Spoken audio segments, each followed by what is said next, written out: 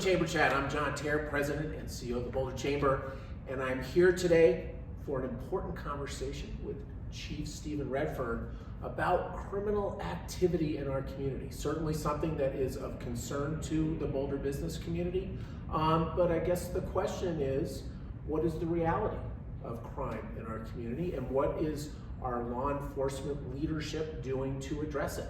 And so I'm very excited. Stephen's become a great friend and partner of the Boulder Chamber since his becoming full-time chief back in September, but really early on for the past 4 years, he's been a great leader and just a partner in making sure that we're addressing criminal behavior of importance to businesses, but also just being a great community leader. So just thank you so much for your work here, and excited to have this conversation. So I'm going to ask you, Stephen, what is the reality of criminal activity in Boulder? Yeah, great question. So we are very safe. Boulder is a very safe community when you look at the numbers. When you compare it to other like-sized cities, even in the region, Boulder, for being a mid-sized city with a pretty significant influx in population every day, it is a safe city.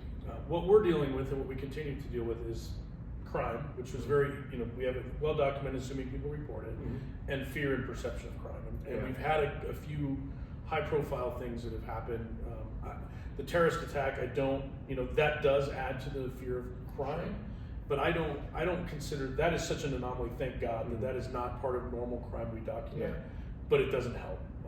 But we've also had some attacks, and like the guy with the chain a couple weeks ago riding around hitting people. Those don't help the perception of crime. But when you look at the data, which I just got my update this morning, 2025 year to date, we are down double digits in every category other than assaults, which assaults have been up, but we're actually down 1%.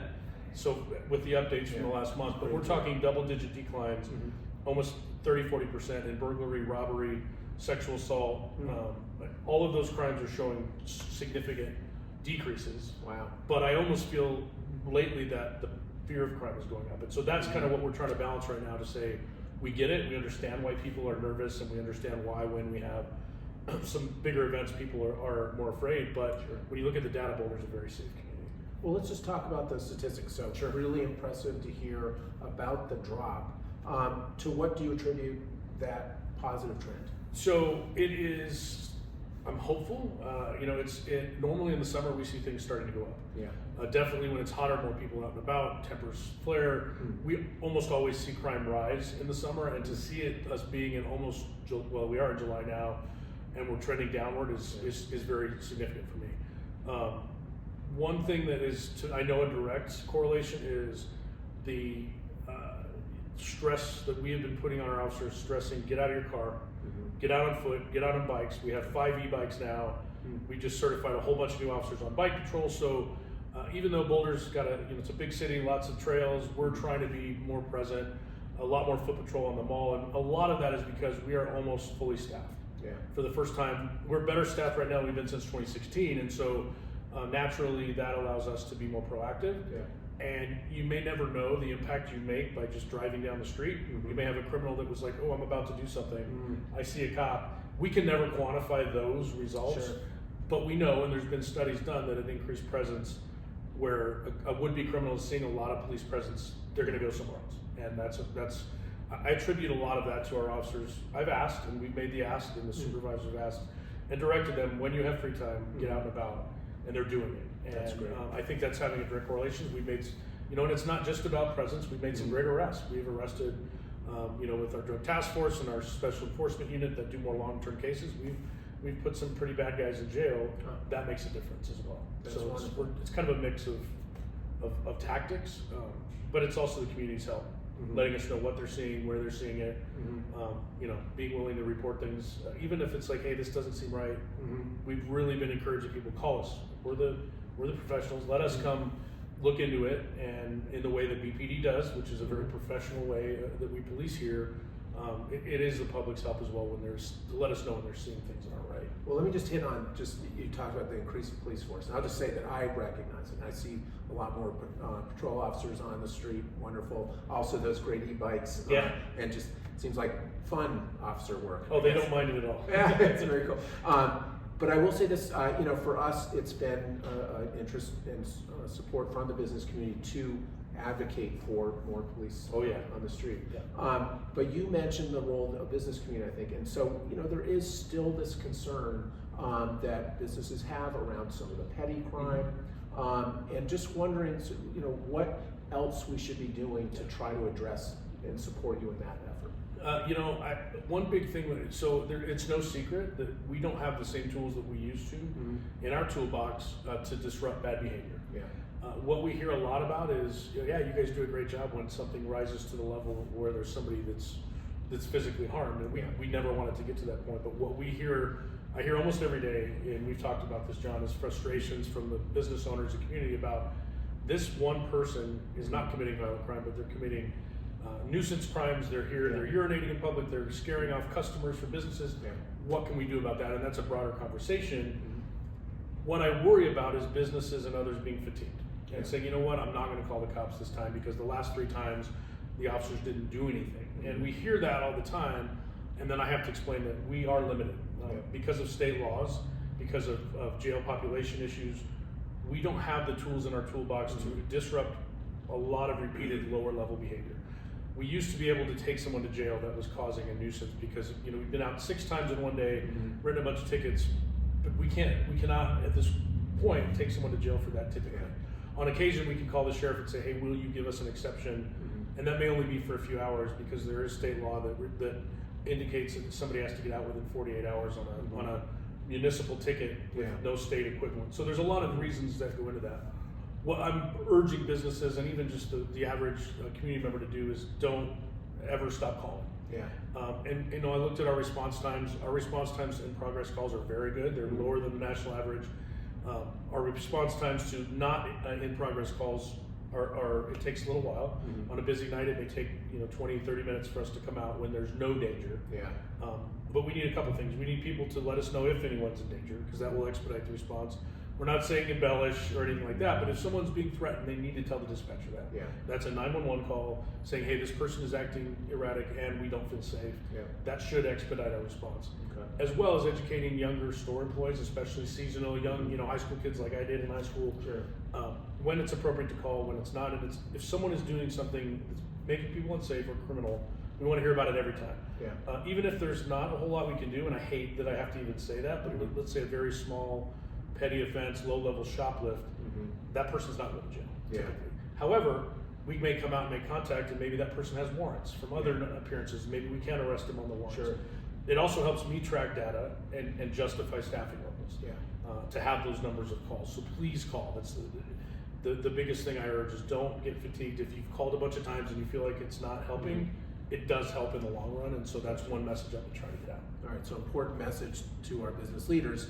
Be a partner, make sure to call when you have a concern, when there's an issue developing.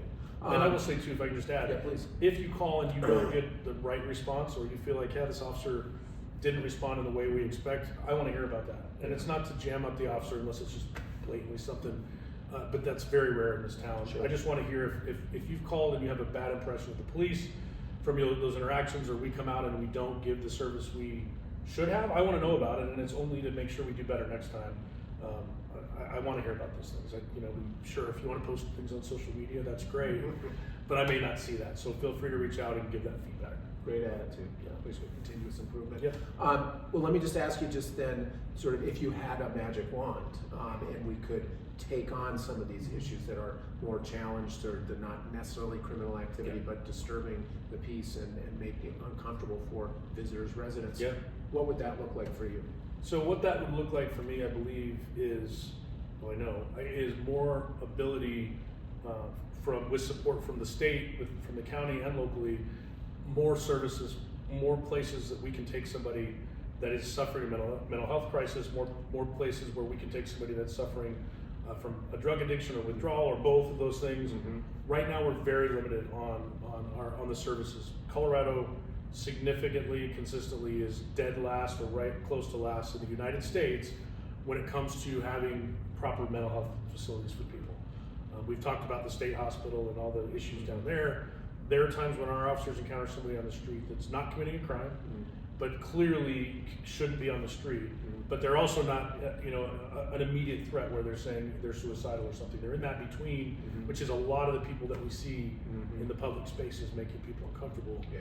Our cops don't always have a place. Even in the dead of winter, if the person says, no, I don't want to go to the shelter, I've been banned from the shelter, they will likely leave them out on the street. Wow. That's not compassionate. No. That's, to me, that is a failure of the system. And our officers continue to get put in that position where they're like, oh my gosh, I shouldn't have to wait till this person commits a violent crime to be able to do something with them. Yeah. Nor should we allow them, in my opinion, to stay in public spaces and die. Yeah. Whether it's winter time, freezing to death.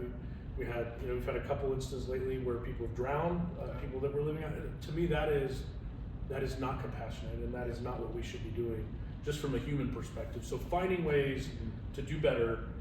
I'm not saying give us broad authority to everybody we see that's a nuisance to lock them up and throw away the key, Sure. but working to rehabilitate people or get them what they need. And maybe it is somebody that says, hey, I'm stuck here in Boulder, I need to get back home.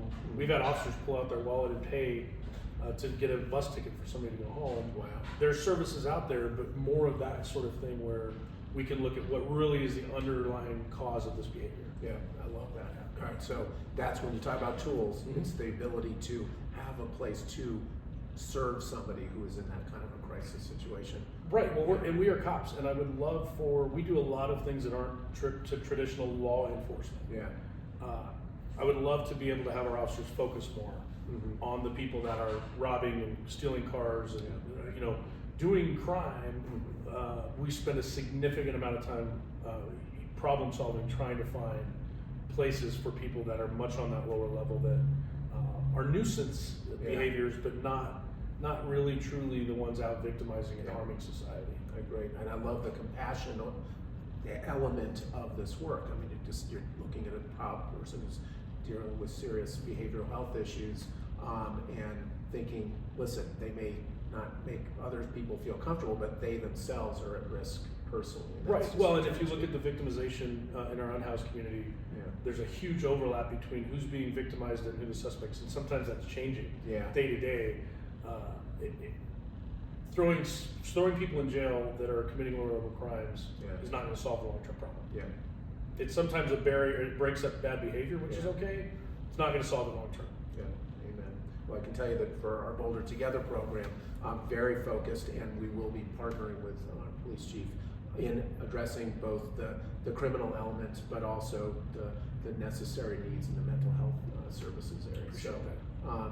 Listen, love working with you, love our partnership with the business community, and just in policy issues and helping your force be as effective as it can be, and you're doing a great job. I appreciate the support, and I appreciate the community support. We are in this together, and we're only going to solve it together. Awesome. Amen. All right, thanks. Thank you for my conversation with Chief Redfearn, and we'll see you next time on Chamber Chat.